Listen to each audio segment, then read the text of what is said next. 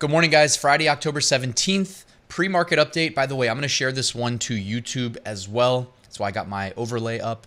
So let's talk about it. It is the October options expiration. I've mentioned in the past how in log chart breakout years, the October options expiration and what has followed has been typically very bullish. There's 2013. Here is 2017. Here is 2020.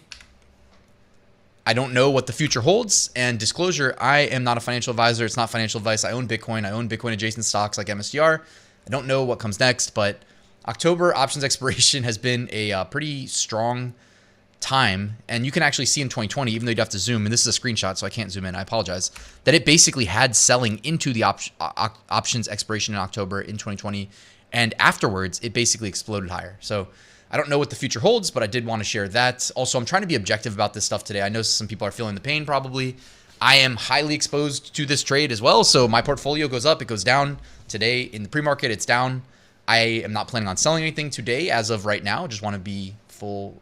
I'm being transparent here. But I also don't know the future. And again, when I say I'm trying to be objective, I'm not trying to look at this through the lens of, oh my gosh, it's going to go down forever because I have positions.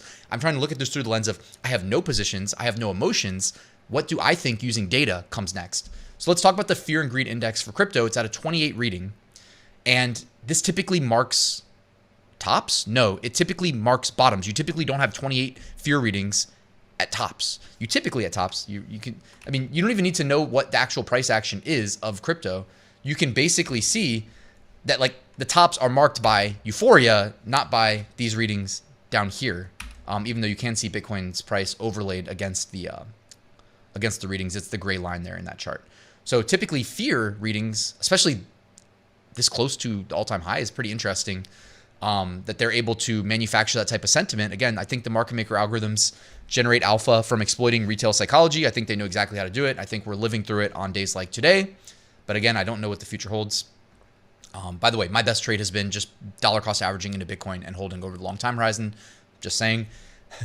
It doesn't have to be much more complicated than that, but we can do whatever we want with our money. But I just always like to bring it back to that because that continues to work.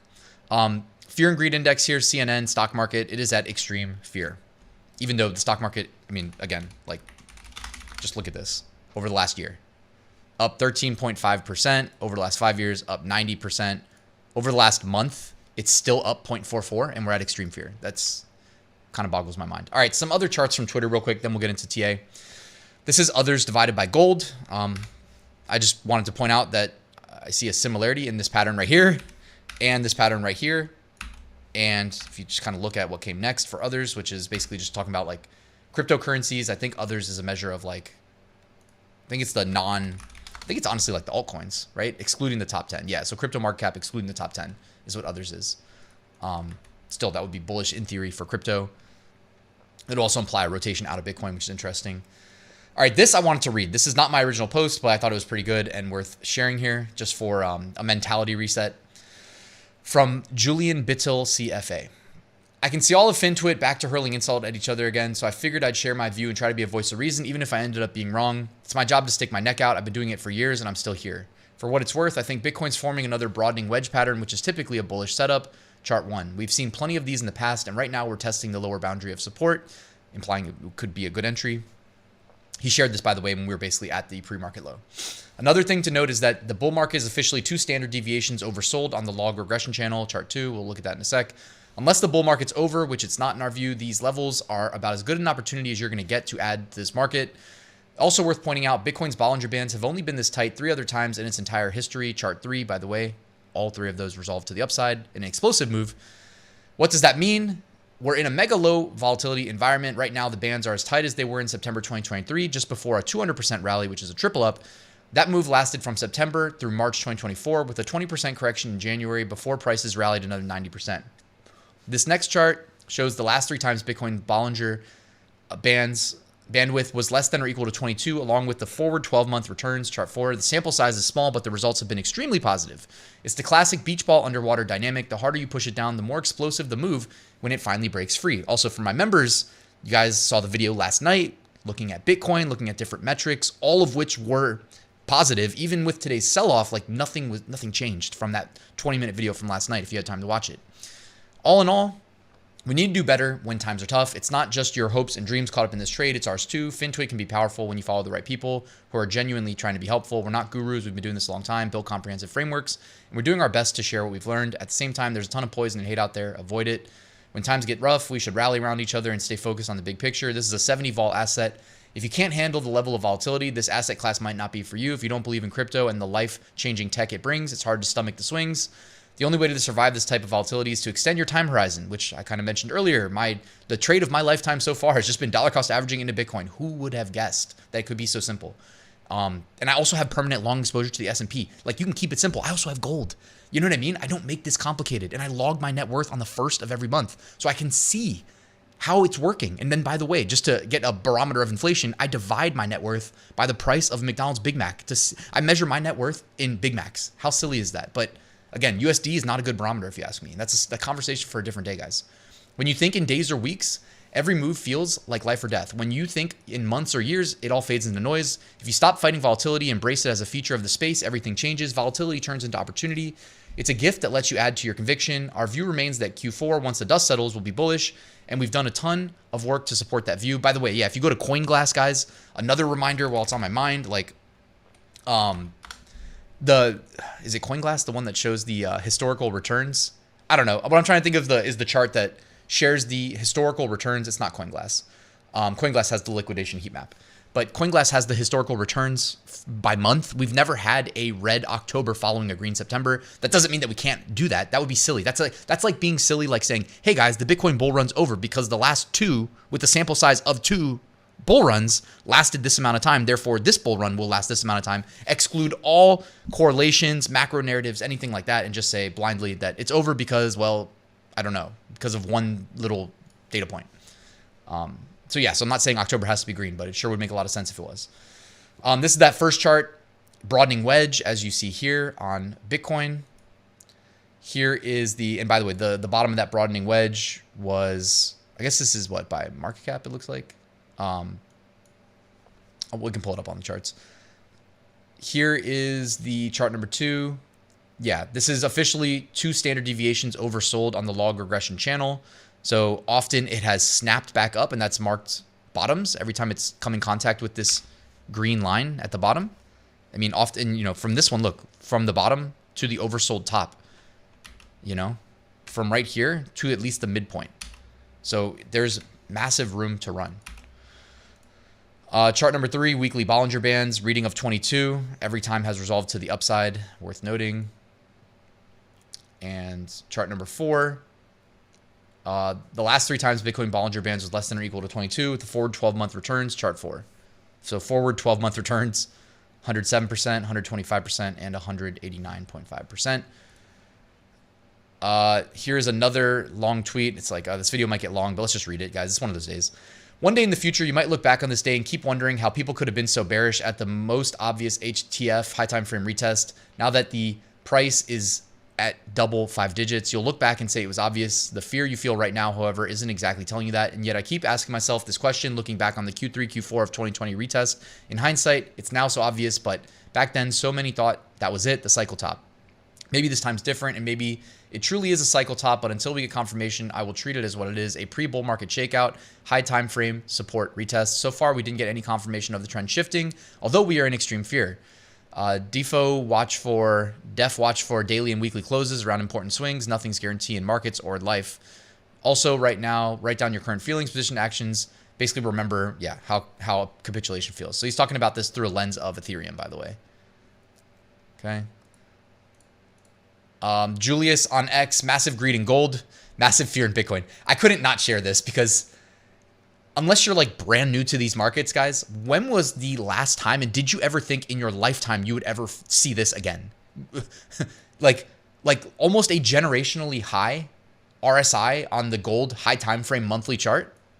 Literally a RSI of like 92.67 RSI in gold monthly. I say almost generationally high because we've technically had a higher RSI reading, but it was back here in 1973, where I think it registered like a 95 or something. Yeah, like a 94.76. So, I mean, just for perspective, guys, once or twice in a lifetime. And that's when we say that, well, all we're trying to do, we're not saying that gold's going to go up forever. All we're saying is like it could go up higher today and tomorrow, basically. But again, how much sense would it make? I did a tweet yesterday of all the reasons why this could be a top, basically, like October options expiration, gold generational RSI high, just running in a straight vertical line. And then you can expect the rotation out of gold into Bitcoin, to follow if you think this time isn't going to be different than the last time. Again, nothing's guaranteed, but if I pull this up real quick, the Bitcoin gold ratios are at massive supports, even though those have kind of dropped down a little bit. So I adjusted the charts. I'll share them with you in a second. Fear and greed index is at fear. Yeah, I don't know. I mean, that's not like really logic. That's just kind of like hopium. But so here's gold monthly, Bitcoin to gold ratio, BTC, USD, XAU, USD. I did adjust this chart down just a little bit. So yesterday it was like I don't know if it was all the way up there, but just full disclosure, I adjusted it a little bit to try to see if like this could make sense as a potential bottom, because ultimately the way that the double top in 2020 and 2021 worked, it has like all these kind of crazy wicks going on. And so it kind of leaves the door open a little bit for an exact measure down here to be tough. But if you kind of look, it does seem to line up here. All I'm trying to say is that like if this is a big macro, like if they pushed gold's RSI to the second highest reading of anybody who's watching this lifetime, and that's only if you were born before 19 whatever it was, 60 or 73. For most people watching this is the highest RSI in gold that you might see in your lifetime. You know what I mean? For perspective. And they pushed it there, and they pushed this ratio, and it's not going to swing down forever, guys. I mean, that's one thing I will say, but it's still not financial advice. But I will say, I promise you, it's not going down forever. That does, you know what I mean? It's also a ratio, so it can't. But I'm just saying. Bitcoin to gold.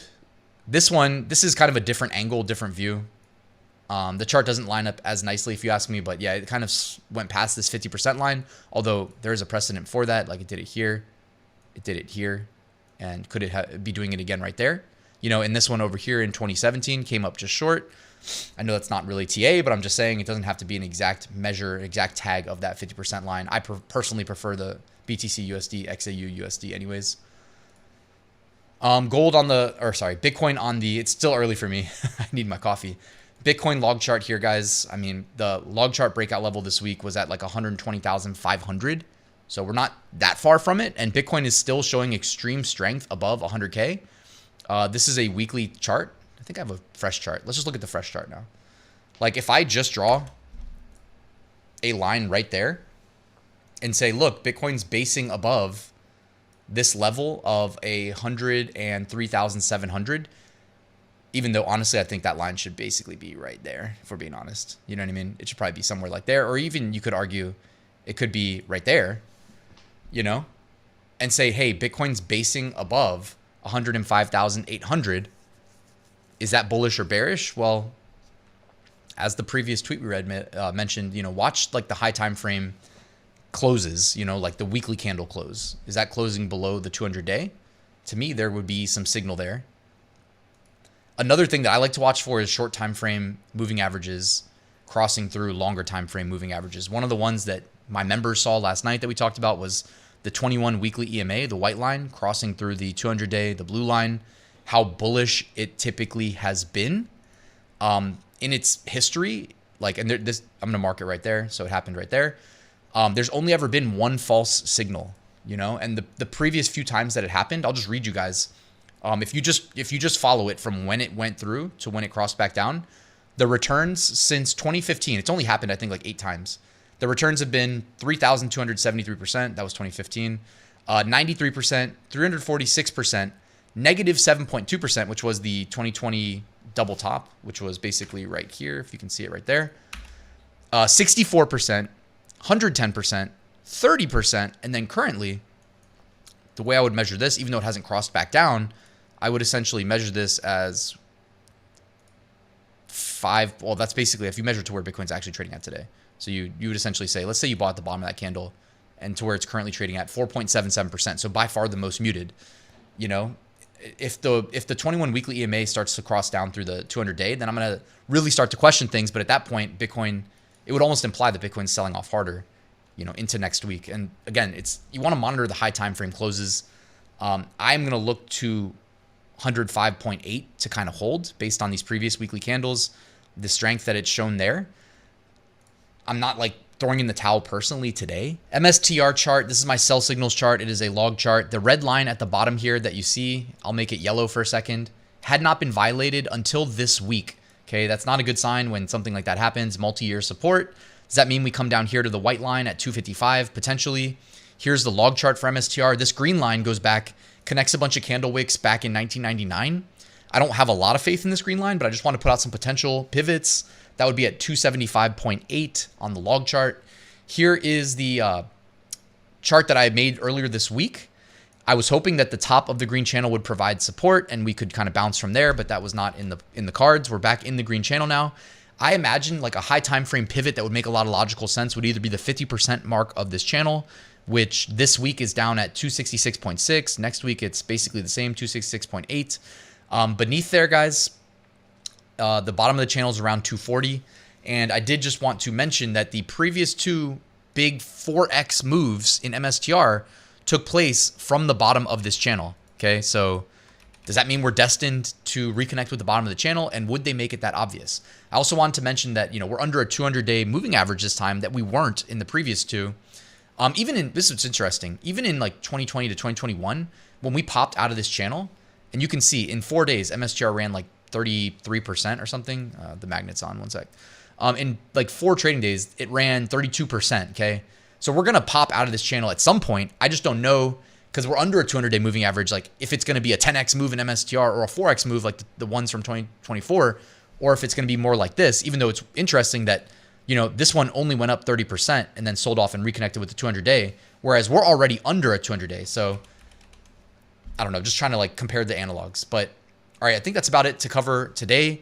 Is it time to short MSTR? I mean, shorting with a target of at least 266 to me could make sense. But what if Bitcoin just explodes higher tomorrow because it's the October options expiration, because of everything we mentioned about gold and how overheated it is? Like, you can do what you want with your money.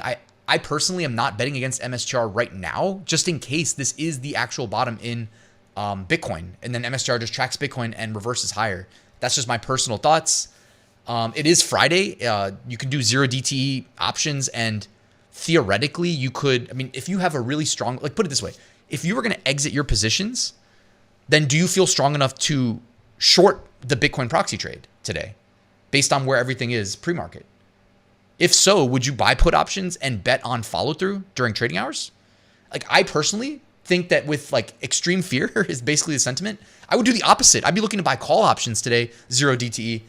But I'm not telling anybody to do anything. It's not financial advice, all those things. But that's like, I'd rather be inverse sentiment and looking for one of those like massive reversal days. The only problem is it being October options expiration. I personally don't feel like I've seen those types of reversals on the actual Friday. I feel like they come the Monday afterwards, personally, just based on previous experience. So if I have any trades that I see, some setups I see, I will let you guys know, of course, in the group.